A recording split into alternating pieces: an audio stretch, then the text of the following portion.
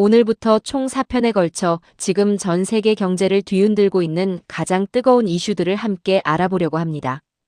경제 뉴스가 어렵게 느껴지셨던 분들도 걱정하지 마세요. 오늘도 최대한 쉽고 친근하게 처음 접하시는 분들도 충분히 이해하실 수 있도록 설명해 드릴 테니까요. 끝까지 함께 해주세요. 오늘 1편의 주제는 바로 중동전쟁. 지금 무슨 일이 벌어지고 있나? 입니다. 뉴스에서 매일 중동, 이란, 호르무즈 이런 단어들이 쏟아지고 있는데요. 도대체 이게 왜 시작됐고 지금 어떤 상황인지 그리고 우리랑 어떤 관계가 있는지 오늘 한 번에 정리해드리겠습니다. 일부 전쟁은 어떻게 시작됐나? 자, 먼저 이 전쟁이 어떻게 시작됐는지부터 짚어볼게요. 올해 초 이란에서 대규모 반정부 시위가 시작됐습니다. 이란 국민들이 정부에 저항하면서 시위 규모가 점점 커졌고요. 미국은 이 상황을 예의주시하면서 이란 주변 해역에 항공모함을 포함한 대규모 함대를 배치하기 시작했어요. 외교적 경고에서 군사적 압박으로 수위를 높여간 거죠. 그리고 올해 2월 말 결국 미국과 이스라엘이 이란을 대상으로 전격적인 군사작전을 시작했습니다. 이란 정권의 붕괴를 목표로 한 공습이었는데요. 이란은 여기에 강력하게 반격했고 그 결과 양국은 본격적인 전쟁 상태에 돌입하게 된 겁니다. 전쟁이 시작되면서 이란은 자신들이 가진 가장 강력한 카드를 꺼내 들었는데요. 바로 호르무즈 해협 봉쇄입니다. 이게 왜 그렇게 중요하냐고요? 지금부터 설명해 드릴게요. 호르무즈 해협, 처음 들어보시는 분들도 많으실 텐데요. 이름은 생소하지만 우리 생활과 엄청나게 밀접한 곳이에요. 아주 쉽게 설명해 드릴게요. 호르무즈 해협은 중동의 원유가 전 세계로 빠져나가는 가장 좁고 결정적인 바닷길입니다. 이란과 오만 사이에 위치해 있는데요. 가장 좁은 구간의 폭이 불과 약 33km에 불과해요. 서울에서 수원까지 거리 정도밖에 안 되는 아주 좁은 길목이죠. 그런데 이 좁은 해협 하나를 통해 전 세계 원유 수송량의 약 20%가 이동합니다. 중동산 원유만 따지면 무려 80%가 이 길을 지나요. 사우디아라비아, 아랍에미리트, 쿠웨이트, 이라크에서 생산된 원유가 모두 이 해협을 통해 아시아, 유럽, 미국으로 나가는 거예요. 쉽게 비유하면 이렇게 생각해 보세요. 서울에서 부산으로 가는 고속도로가 딱 하나뿐인데 그 중간에 있는 가장 중요한 터널이 막혀버린 상황이라고 보시면 됩니다. 우회로가 없으니 물류 전체가 멈춰버리는 거죠. 실제로 지금 많은 유조선들이 호르무즈 해협 인근 바다에서 발이 묶인 채 대기 중이에요. 통과를 시도했다가 이란의 제지를 받거나 공격을 당할까봐 선뜻 움직이지 못하고 있는 상황입니다. 그 결과 국제 유가가 배럴당 100달러를 훌쩍 넘어서며 급등하고 있어요. 그렇다면 지금 미국과 이란 사이의 협상은 어떻게 진행되고 있을까요? 트럼프 대통령은 이란에 여러 차례 강경한 최후 통첩을 보냈습니다.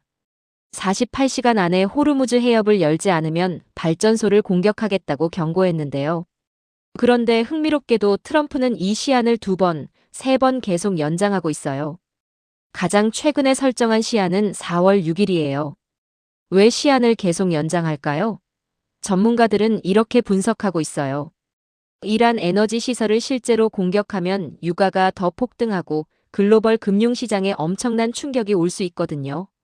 트럼프 대통령 입장에서도 경제적 충격과 정치적 부담을 감당하기 쉽지 않은 상황인 거죠. 강경 발언과 실제 행동 사이에서 줄타기를 하고 있다는 분석이 많습니다. 이란은 어떤 입장일까요? 이란은 미국의 압박에 굴하지 않고 있어요. 오히려 역으로 조건을 제시하고 있는데요. 미군 완전 철수, 호르무즈 해협 통행료 징수, 이란 핵 프로그램 인정 등 미국이 쉽게 받아들일 수 없는 조건들이에요. 이란 외교부는 지난 한 달 동안 미국과 공식적인 협상 자체가 없었다고 공식 발표하기도 했습니다. 그나마 긍정적인 움직임도 있어요. 이란이 국제해사 기구를 통해 미국과 이스라엘 적대국 선박을 제외한 모든 선박의 호르무즈 해협을 개방하겠다는 조건부 개방 입장을 밝혔거든요. 우리나라 유조선도 이론적으로는 통과할 수 있다는 의미예요. 하지만 완전한 해제와는 거리가 있고 실질적인 긴장은 여전히 높은 상태입니다. 여기까지 들으시면서 그래도 이건 먼 나라 이야기 아닌가요? 라고 생각하시는 분들 계실 수 있어요. 그런데 절대 그렇지 않습니다. 이 전쟁은 우리 일상과 직접적으로 연결돼 있어요. 첫 번째로 한국은 원유 수입 의존도가 매우 높은 나라입니다. 우리나라는 원유의 대부분을 중동에서 수입하는데요. 호르무즈 해협이 막히면 우리나라로 들어오는 기름 공급에 직접적인 차질이 생겨요. 두 번째로 기름뿐만 아니라 나프타라는 원자재도 문제입니다.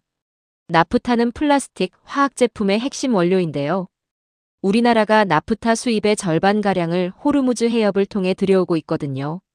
실제로 지금 국내 일부 석유화학 공장들이 가동을 줄이고 있는 상황이에요.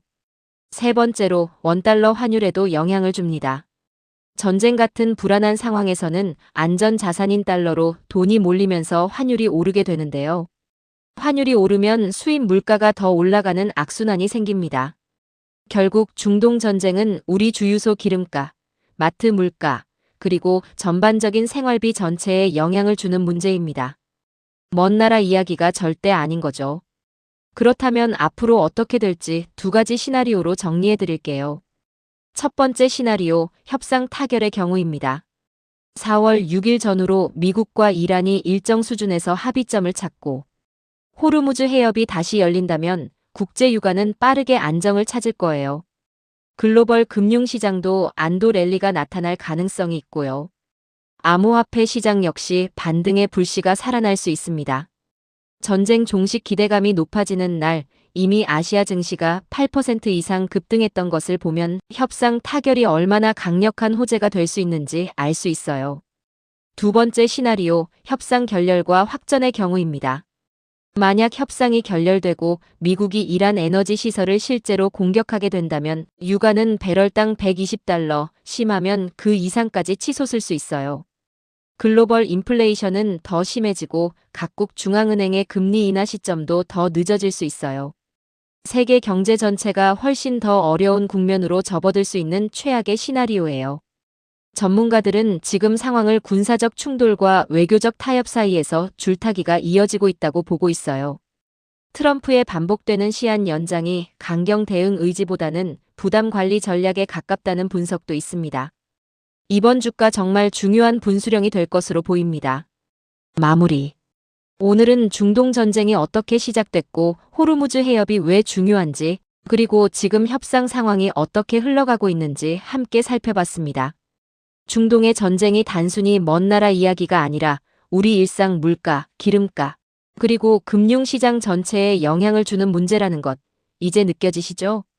다음 2편에서는 유가가 100달러를 넘어서면 구체적으로 우리 생활에 어떤 일들이 벌어지는지 도미노처럼 이어지는 물가 상승의 연쇄 효과를 함께 알아보겠습니다. 꼭 이어서 봐주세요. 오늘 영상이 도움이 되셨다면 좋아요와 구독 꼭 부탁드립니다. 댓글로 궁금한 점도 남겨주시면 최대한 답변 드릴게요. 이코노 웨이브였습니다. 감사합니다.